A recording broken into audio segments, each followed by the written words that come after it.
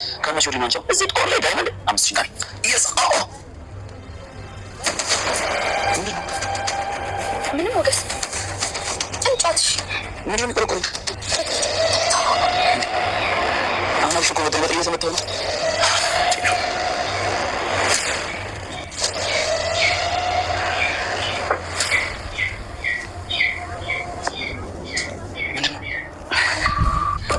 አይ ሞገስ አይ ማለት ጀማል ነው ምን ሊሰራስ ቤት መጣ ምን መሰለህ ሞገስ እኔ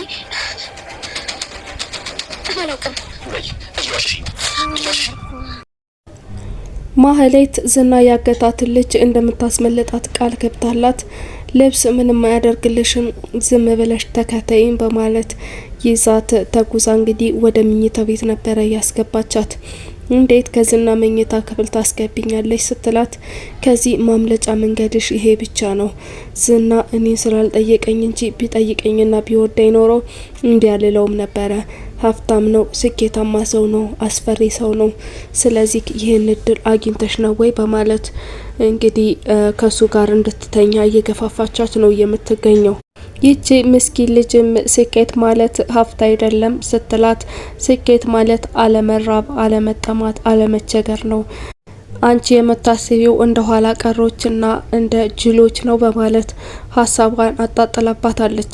እና እህቴ ናቶ እያባረረችኝ ያልሽኝ ካለቻት በኋላ እህትሽ በጣም ጥሩ ሰው ናት፣ አንቺ ግን አረመኔ ነሽ፣ ሴት መሆንሽ ደግሞ እጅግ በጣም ነው የሚያሳፍረው ብላታለች።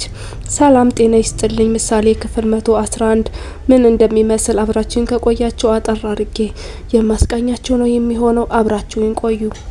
በሌላ በኩል ብሩክ ወንድነቱ የተፈታተነው ይመስላል። ቅድስት በተኛችበት ቀስ ብሎ ኮቴውን ሳያሰማ ወደ ተኛችበት ከሄደ በኋላ እንግዲህ ፈራተባ እያለ ካጠገቧ ጋደም ብሎ ሊስማት ሲል ባና ተነስታበታለች።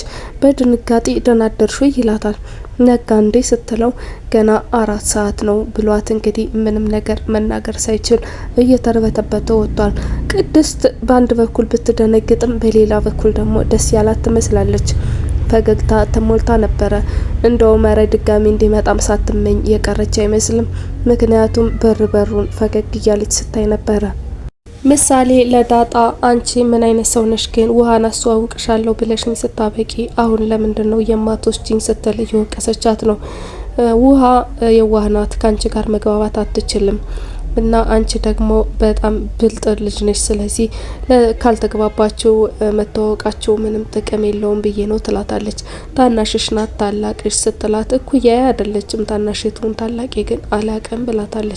ዳጣ ለምሳሌ የቤት ስራዬን አሰሪኝ ስትላት እቃ ማጠብ ሽንኩርት መክተፍ ነው ወይ ቤት ማጽዳት ነው ወይ ስትላት አይ ሂሳብ ትምህርት እንድታስጠኝ ፈልጌ ነው የቤት ስራ እንድታሰሪኝ ስትላት በዚህ እድሜሽ ሂሳብ ምን ይሰራልሻል አርፈሽ ትምህርትሽን አትማሪም ወይ ብላታለች።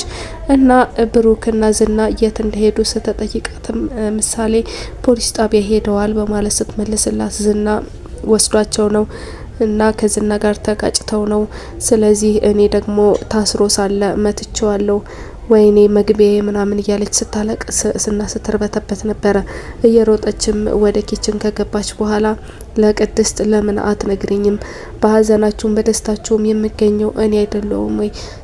እና ፖሊስ ጣቢያ ሲወሰዱ ለምን አልነገርሽኝም ብላታለች። እና ራሳቸው ናቸው የሄዱት ስለ ዝና ሊያመለክቱ ዝና እንዲታሰር ለማድረግ ብላ ብታረጋጋትም እንግዲህ ዳጣ ፍራቷ የለቀቃት አትመስልም። በሌላ በኩል ዝና ለማህሌት አሁንም ብሩክን ይቅርታ እንድትጠይቀው የጎተጎታት ነው የሚገኘው። እሺ ብለዋለች እና ስለ ማህይምነቷ ደጋግሞ እየነገራት ነበረ። ኤፍራታን እኔ በምነግርሽ የሞት መንገድ መንዳት አለብሽም ብሏት ተስማምታለች። ቤት በበኩሏ በብሩክ ይቅርታ ያደርግልኛል አያደርግልኝም በሚለው ነገር እርግጠኛ አይደለችም። የሚያደርግልሽ ይመስለኛል። ይቅርታ አድርጎልሽ ወደ ቤት ከገባሽ ለኔ ነው ስራ የምትሰሪው፣ ስለዚህ ዳጎስ ያለ ገንዘብ እሰጥሻለሁ ብሏታል። እሷ ለዛሬው የምበላውም የማድርበትም የለኝም ስትል ጠይቀዋለች። እሱ እንግዲህ ወደ አገታት ልጅ ወስዷታል። ያቺ ልጅም ስትሄድ እንግዲህ ድጋሚ መጣሽ ወይ በማለት በምሬት ነበረ እየተቀበለቻት። ምክንያቱም ተንኮሏንና አስተሳሰቧን በትንሹም ቢሆን ያየች ትመስላለች። መድብልና ኤፍራታ አሁን በስምምነት ላይ ነው የሚገኙት። ለዝና እንድትመሰክርበትና ወደ እስር ቤት እንዲገባ እና ኑሮዋን በሰላም መኖር እንድትችል መድብል የጎተጎታት ነው የምትገኘው። እሷም ፈራተባ ስትል ከቆየች በኋላ እሺ ግን እስከዛው ድረስ ሚስጥር አድርገህ ያዘው፣ ለህይወቴ እፈራለሁ ብለዋለች። እሱም የኔ ጥቁር አዝሙድ እያለ ሲያሞካሻት ነበረ። ምሳሌ ቅድስትን 10 ጊዜ ቅድስት ቅድስት እያለች ስትጠራት መቼ ነው እማዬ ብለሽ የምትጠሪኝ ብላት ነበረ። እና እሷም አጎቴ አልበሜ ሲወጣና ገንዘብ ሳገኝ አባትሽና ቅድስት ይጋባሉ፣ ያኔ እማዬ ብለሽ ትጠሪያታለሽ እያለቻት እያለ ተንደርድራ አፏን አፍናታለች። ይሄ ከህፃን ልጅ አፍ የሚወጣ አይደለም፣ ብቻ ዝም ብለሽ እማዬ ብለሽ ጥሪኝ ብላታለች። እንግዲህ ከዚህ በኋላ አባትሽን ሂጅና ወንድም የሚሆነኝ ውለድልኝ ብለሽ ጠይቂው ብላ ወደ ሳሎን ልካታለች። እንግዲህ ከዚህም በኋላ እንደተባለች ወደ ሳሎን ከሄደች በኋላ ወንድም እፈልጋለሁ ብለዋለች። ብሩክም ሚስት የለኝም እኮ እንዴት ወልዳለሁ ብሏታል። እና ዳጣ ደግሞ ማን እንደላካት ጠይቃትና ስትነግርህ ከማን እንደምትወልድ መልሱን እዛው ታገኘዋለህ ብለዋለች። እና ሲጠይቃትም ማን እንደላከኝ አልናገርም ስትል አዎ አንቺ እኮ ልጅ አይደለሽም የልጅ ቡዳ ነሽ እያለቻት ነበረ ዳጣ። ቅድስትና ምሳሌ ፍራሽ ላይ ቁጭ ብለው አንዳንድ ነገር እየተጫወቱ ሳለ ቀደም ለአባትሽ ወንድም ውለድልኝ ስትዩ ምን አለሽ ብላ ጠይቃታለች። ከማን ወልድልሻለሁ ሲለኝ ቤት ባለው ተጠቀምና ቶሎ ዱብ አርግላት ስትለው ዳጣን እያሯሯጠ ወጥቷል በማለት ትመልስላታለች። እና ቆይ ምሳሌ ከማህሌት ቢወልድ ደስ ይልሽ ነበር ወይ ትላታለች። አዎ በጣም ነበረ ደስ የሚለኝ ብላ መልስ ስትሰጣት ቅድስት ፊት ላይ ቅሬታ ታይቷል። ቅድስትም እኔ በወልድልሽ ስትላት እንግዲህ አንቺ ልጅ ትወልጃለሽ እንዴ በማለት ኩም አድርጋታለች። አዎ ወልዳለሁ፣ እንዴት እንደምወልድ ወልጅ አሳይሻለሁ ስትላት ውለጅና እኔ አዝልልሻለሁ፣ አጫውትልሻለሁ እያለቻት ነበረ ምሳሌ። ማህሌት ከታገተችው ልጅ ጋር ከተቀላቀለች በኋላ ህልምሽ ምንድነው? ምንድነው ማሳካት የምትፈልጊው? እያለች እየጠየቀቻት ነበረ። ይች ልጅም ከዚህ ቤት መውጣት ትልቁ ህልሜ ነው፣ ከዛ አረብ ሀገር ሄጄ እናትና አባቴ መርዳት ብላታለች። እና ከዚህ ቤት መውጣት እንዴት ትልቅ ህልም ሊሆን ይችላል ስትላት ላንቺ ቀላል የሆነ ነገር ለአንዳንድ ሰው ከባድ ሆኖ ሊገኝ ይችላል፣ ስለዚህ ይሄንን እንደ ቀላሉ ልታየው አይገባም በማለት እየመለሰችላት ነበረ። እና እኔም አረብ ሀገር ሊሄድ መሰለኝ ብላ ስለ ትዳሯም አንዳንድ ነገር ነግራት ስለነበረ ይቅርታ ጠይቀሽ ወደ ባልሽ ተመለሽ ብላታለች።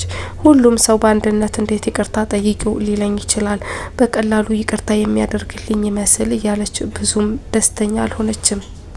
ብሩክና መድብል ምግብ በልተው ከጨረሱ በኋላ ቅድስት ከኪችን በመውጣት ብሩክን ብቻ ለይታ ጋሼ ምግቡ ተመቸ ሆይ በማለት ስትጠይቀው እንዴት እሱን ብቻ ጠየቅሽ? መድብል ቢመቸውም ባይመቸውም ግድ የለም ማለት ነው ወይ ብሎ አሳፍሯታል። እሷም እንደዛ ማለት አይደለም ጋሼ ስላመመው ብዬ ነው ብላ አስተባብላለች። በሌላ በኩል ሞገሴና ሉላ ካርታ እየተጫወቱ እያለ አልጋው ላይ ጋደም ሲል ጭንቅላቱን የሆነ ነገር በኃይል ይመታዋል። ሉላ ከፍተኛ ድንጋጤ ውስጥ ትወድቃለች። ምንድነው አልጋ ውስጥ የተቀመጠ ብረት ነገር አለ ወይ በማለት እንግዲህ ትራሱን ገለጥ ሲያደርግ ሉላ ከፍተኛ መርበትበት ውስጥ ነበረ የገባችው። እሱም ትራሱን ገለጥ አድርጎ ያጠበቃ ትቶት የሄደውን ሽጉጥ ምዝዝ አድርጎ አውጥቶታል። በዚህም የተነሳ ከፍተኛ ጭቅጭቅ ውስጥ እነ ሞገሴ ቤት ተነስቷል። የማን ነው የደበቅሽ ነገር አለ ወይ በማለት ፖሊስ ጣቢያ ወስደውና የማን እንደሆነ ማንነቱ ይለያል። ስለዚህ ከዛ ከመሄዴ በፊት መጀመሪያ እውነቱን ተናገሪ ሲል አፋጧታል።